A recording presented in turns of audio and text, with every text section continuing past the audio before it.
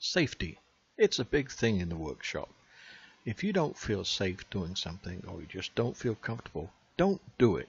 You're the only person who can keep you safe. And if you don't do it, no one else can.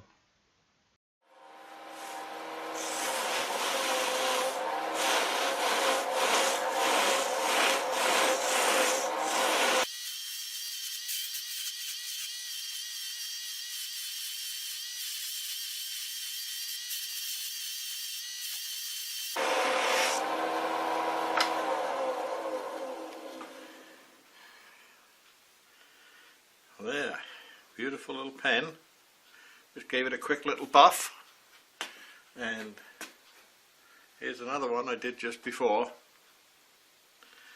So let's zoom in a little bit on that. There, some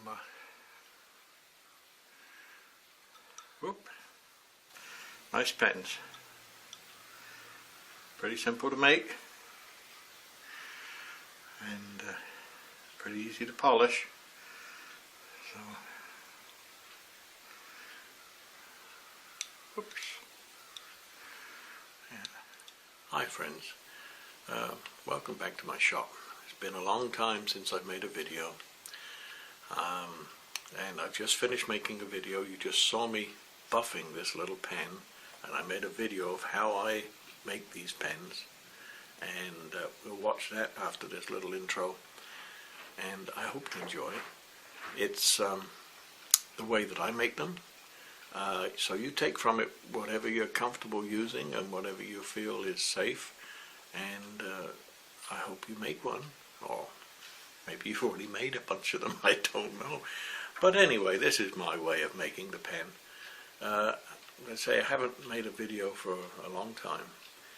Lost the camera for quite a few months, had some work done in the house, and stuff got packed away and just couldn't find it. Bought a new metal lathe, new South Bend 13, well I say new, but it's about 3 years younger than me, so it's getting up there too. But I've enjoyed getting it running. And I've made a few little things on it, and it's just starting, so I'm really looking forward to using that. But back to the pen, our big pen. There's some famous turners out there who make these, and there's a number of videos out there, so this is just my way, and I hope you enjoy it. So we'll get on with the video now, and I'm going to make another little video in a little while of making a little stand for it, and I'll post that too. It'll be a follow-up video to this one, and I have one that I keep on the table, on the dining room table, in the stand, and it's always there at hand, and I find I use it quite often. So it's a good item to have, and they make nice little gifts. So I'll shut up now, and we'll get on with the video. Good morning. Welcome to my shop. It's been quite a while since I made a video, but I've been making a few of these little pens recently. I first saw these made by Captain Eddie, and then I believe Brendan Stemp, and I also think Robbie the Wood has made some of these, and I'm sure there's many others who have made them. So I made some of these, and I thought I'd like to get back into making a few videos again. And today I'm going to try and make one of these for you, and I'm going to make it from this lace wood. Any kind of wood that has a straight grain is the best, because when you have to drill down through it to get the Bic insert in, it's hard to drill a hole a long distance, but if you have straight grain it really helps. So now you're going to need a 1/8 inch drill, long enough to drill deep enough for the insert. Let's take the insert out. all you need for this is a pair of pliers, and you can pull the insert right out of the Bic pen. Now, a 1/8 drill, I've got this drill protruding. It's almost as long as the whole thing here, and that's normally how deep I've been drilling them. But that means that when this is in the hole up to the shoulder here, there's a little bit of clearance at the end of the hole. So you're going to need a block of wood long enough to let you drill your 1/8 of an inch drill down into it and not go through the end, and that will be long enough to put the insert in with the ink and roller ball and everything. So if you have a long 1/8 drill, then you could put it in a chuck at this end. You could put your chuck in the headstock, and or it's best if you do that, and you're going to do any drilling, to put a draw rod through the back of your headstock to hold the chuck in so it doesn't come out. This drill that I had was only about that long, so it meant I was holding it just in the end of the jaws of the chuck. It wasn't very good. So I glued it into this little block of 5/8 cold rolled steel, and I used my collet chuck to hold it in the headstock here. It's also a little bit of an advantage to have a little bit of clearance from the end of the chuck, and I've reduced this diameter down. If you were doing it in a chuck, a Jacob's chuck, when I've done them that way, what I've done is put a little piece of wood on this end, and then it means when you're cutting down, you're not cutting close to the steel or not cutting close to the Jacob's chuck. So that's an option that most of you, I think, would have available. Now, I'm not telling you to do it this way. I'm just showing you the way that I do it. And what I find is that when I see other people do things, I learn a little bit from everybody. And then I put it together and it becomes my method that I prefer to use. And if you see my method and you see some other people's methods, you can invent and pick pieces from all of them, and also introduce your own pieces into those methods that you prefer to do, so that it becomes your method. So what I do here to drill this is I drill it by picking a center here, center of the block, and usually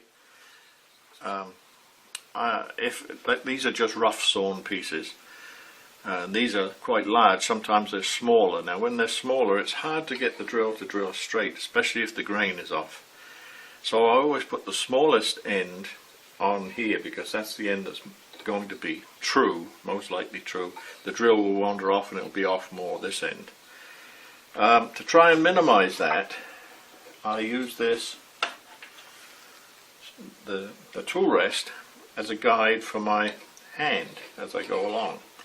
And what I do is I turn it a quarter of a turn each. Take a little drill and turn it, and I just try and keep them lined up. And that way I think I kind of equalize to some extent the drill running off. So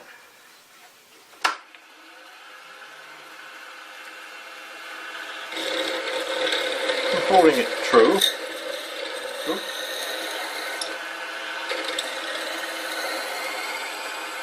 And then I'll turn it a quarter of a turn, and I'm keeping this face level with here. I'm trying to keep it horizontal, and I'm also looking at the line of the drill and the line of the block of wood to try and keep everything central. And this method, most of the time it works for me. Now, I'm not telling you I never have any accidents, and the drill doesn't come through the side sometimes, it does.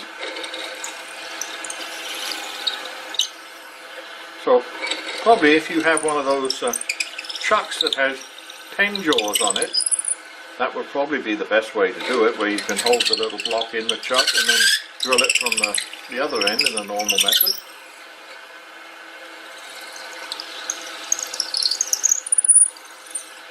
I didn't have one of those drill chucks when I started doing these, and I sort of evolved this method of doing it, and it's quite simple. So now, once we've drilled it to full depth, we know that the drill is running pretty true. So if we put this on there and we rotate it, we can see it is rotating off now. And here all I have here is a small cup center added onto my one-way live center. You can see that it just screws on the end here, and it's just a little cup center. You can do the same thing by taking the point out of here, but it would be a little bit bigger, wouldn't be quite as small. And my idea here was that I wanted to be able to hold this end fairly securely without the risk of pushing the point in and splitting it open.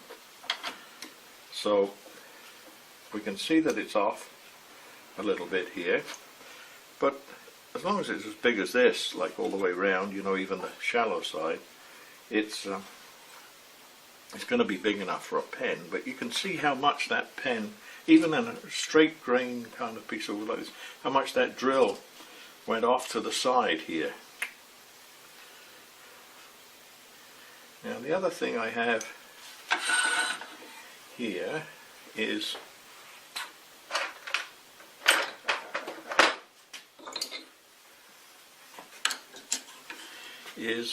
a couple of little slots in this cup center. So if I rotate this like this, it will cut its way in and put a little ring around the end of the blank.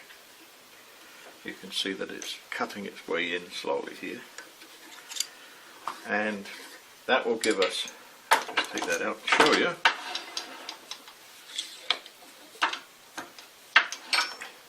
that gives us a little ring here that fits in the cup center and allows me to secure that nicely, like so. And if I just tighten it up a little bit, we get a drive through the pressure point here.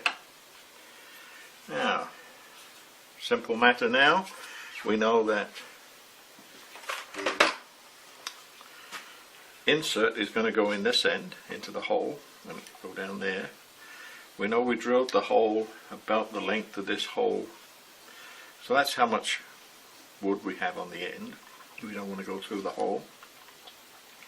So now we'll just turn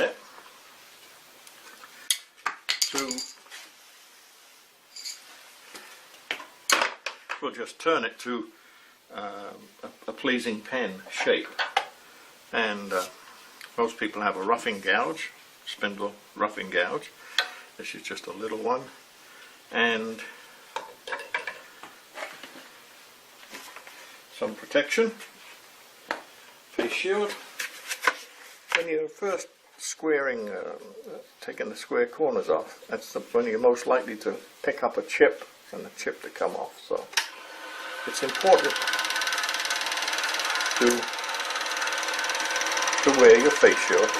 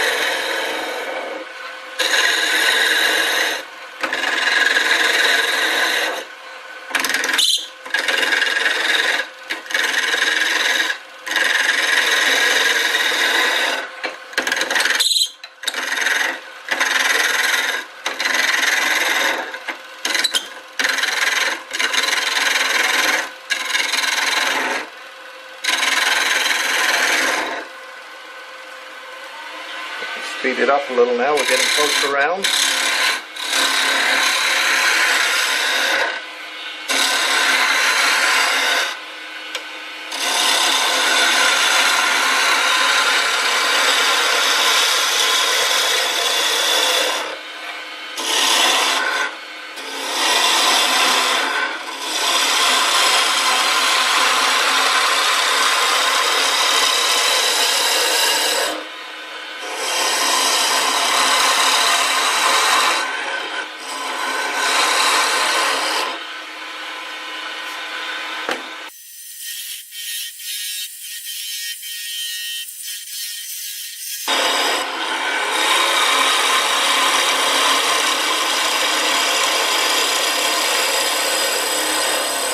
Now I'm using the side of the roughing gouge, so it's basically a skew. If you think of this side here, you've got the same angle as a skew pretty well, and it seems to be easier for most people to use this than use a skew. You could use a skew, but I get a very good finish with this little roughing gouge.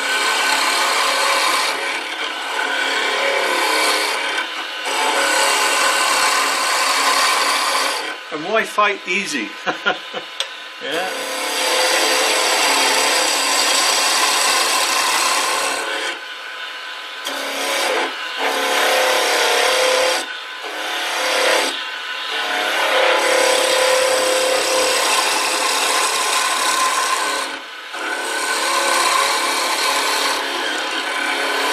Now, one thing I do about now is this has got quite light now. We've removed a lot of the bulk. I take it off and see if it wasn't the weight that was on the drill that was, you know, making it off-center. No, it's still running very true.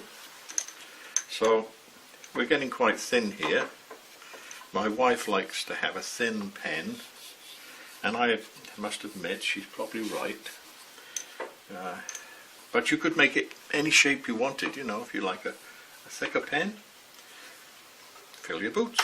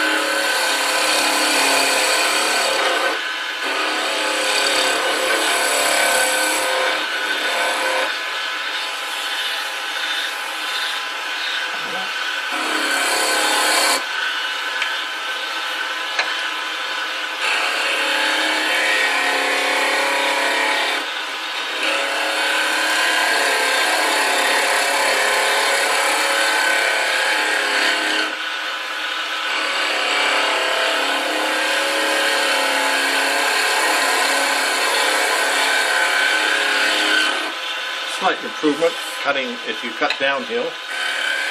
Not very much downhill, but downhill.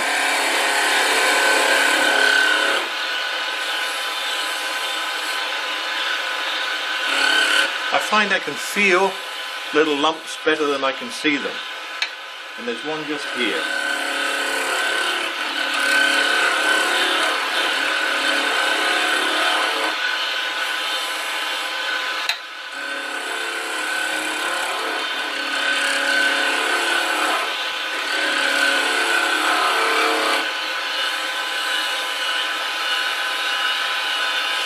Another slight one there.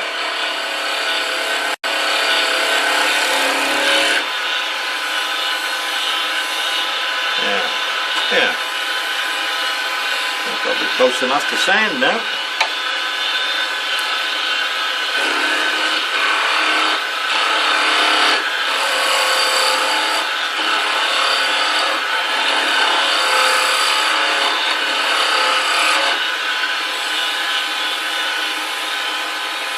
Somebody said you bought the whole gauge, so you may as well, the whole gouge, so you may as well use the whole surface there. So you can turn it upside down. There's another little skew chisel for you. Yeah, that's pretty good. I'll just mark this end where I'm going to cut it off.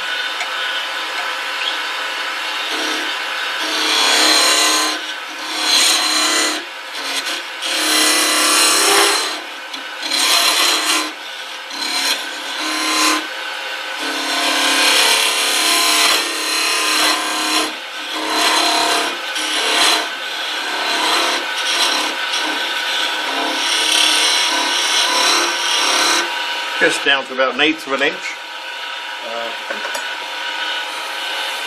Well, I think I'm going to put some little grooves in it, but we'll sand it a little bit first. Turn the speed down.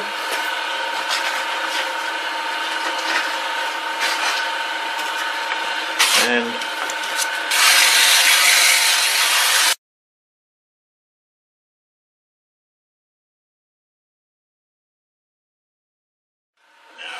I'm going to put some little burn lines in it, so we'll just put a little V in there.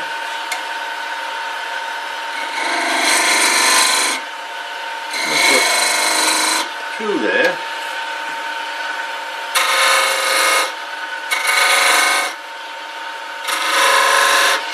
3 here. Yeah.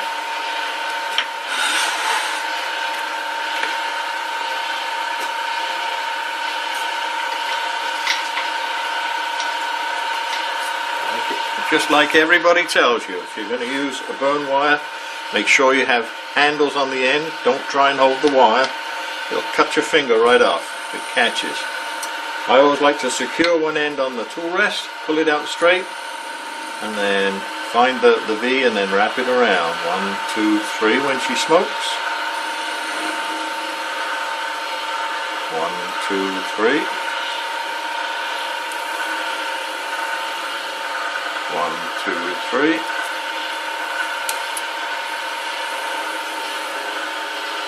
1, 2, 3.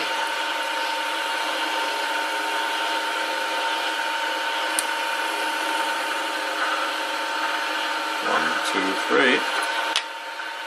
And the wire's hot at this point, so don't touch the wire.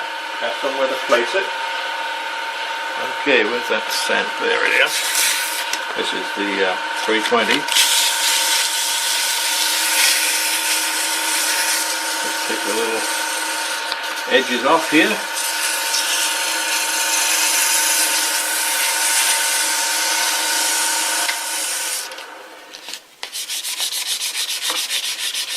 Now for burning it, I could have taken the speed up a little bit faster. I just didn't think, I guess. Oh, yeah, it's feeling very smooth now. That would actually be good enough, but as I got 400 here, we'll just finish it off with that.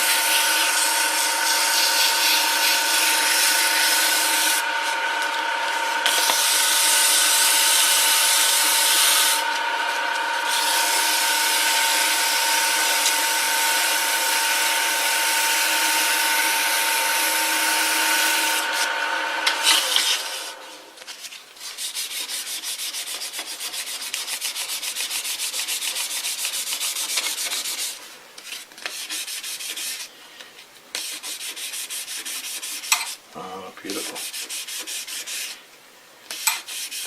Silky smooth. Oh yeah, it's lovely.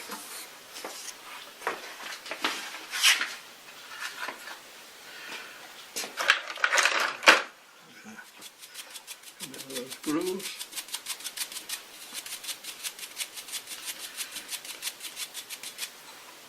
I think the easiest way to freshen them up is just to burn them again. Just touch them with the wire. Just to freshen them.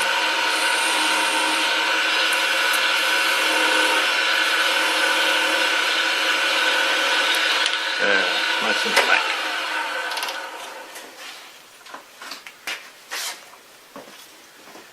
Now, I'm going to put my put the 2-minute finish on it.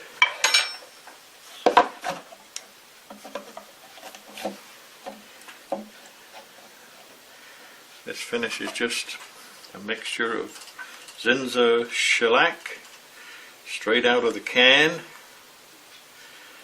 right from the hardware store.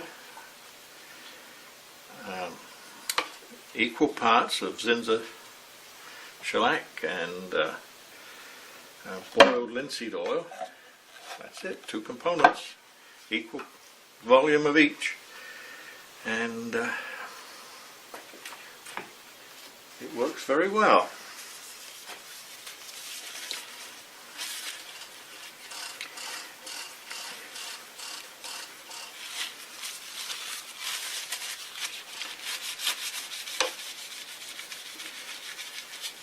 Take the excess off so it doesn't fly everywhere.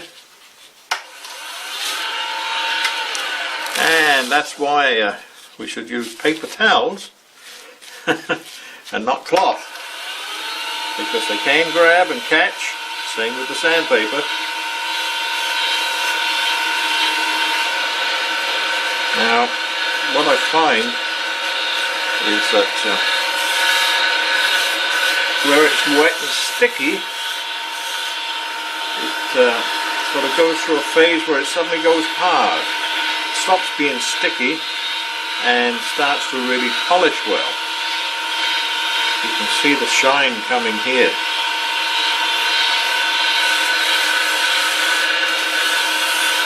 And the other nice thing about the 2-minute finish here is that this is dry now. Dry to the touch, completely dry. And I could put another coat on right now too, if I wanted. I could, you know, build up a couple of coats. But remember now, it does contain linseed oil, so safety first. Make sure you dispose of it where it can't spontaneously combust. Either put it in water or lay it out flat outside, or rock on it, or put it in an airtight container.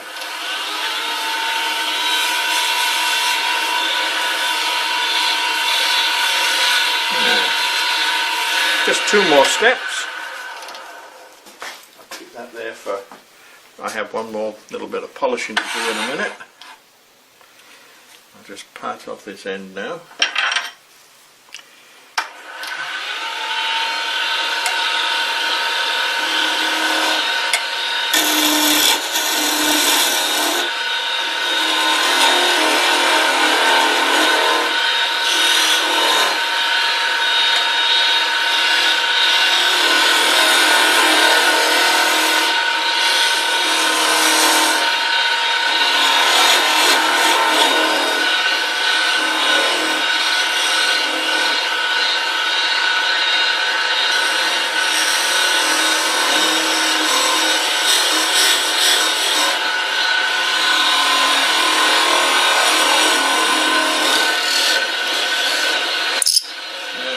Separation at the moment.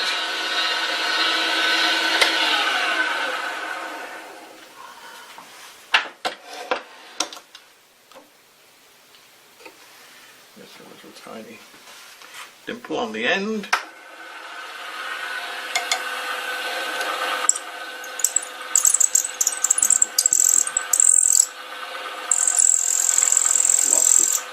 Lost its drive.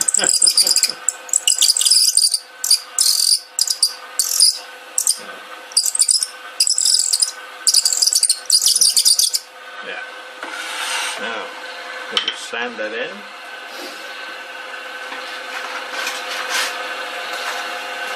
I'll start with 220.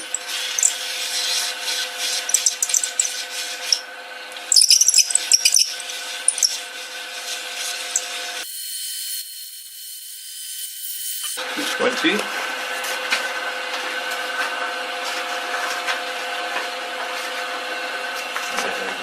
$320, $400.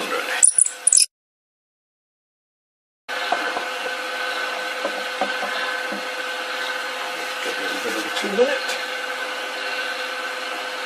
a little dab on the paper towel.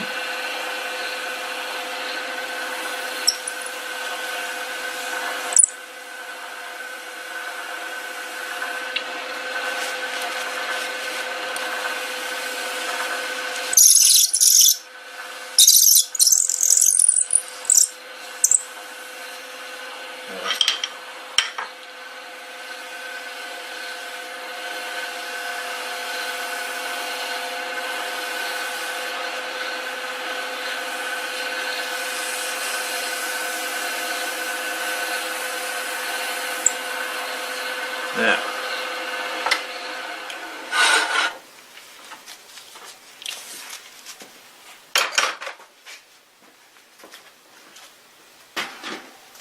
rinse with that paper towel.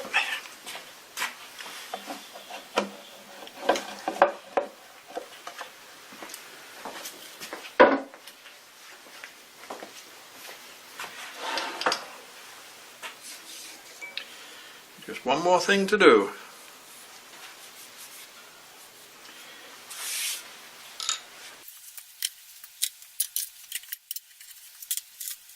Now this is a 5/32 drill, just a standard length.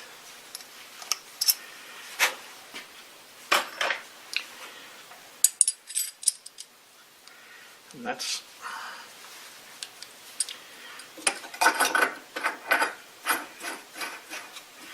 the size we need to drill the end.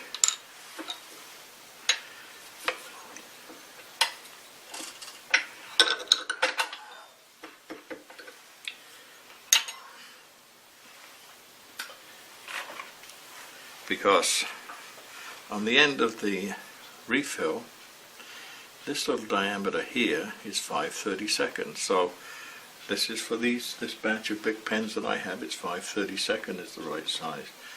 You want to check if you may have something a little different, or they may change the size.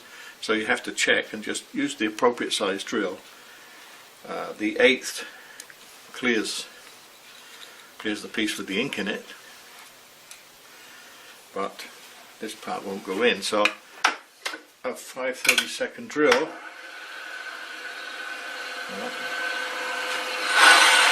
Just put this here to help guide my hand. We're just opening up the end.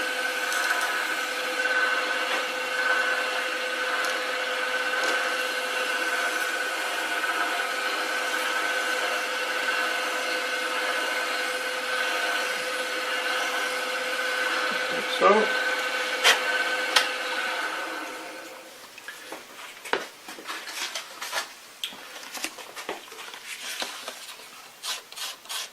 A little bit of 400 sandpaper, just there was a little burr sticking up.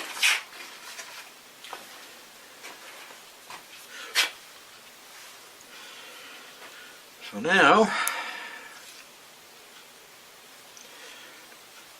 yeah, the insert fits inside the pen just perfectly.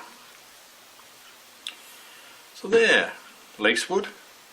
Nice little pen. The kit for making it wasn't too expensive. You had to buy the wood and buy the insert. I think when Captain Eddie made them, he said he got the inserts for 10 cents. Well, you can't buy a big pen for 10 cents today, so it might be a 15-cent pen, I don't know. But anyway, it's a nice little pen.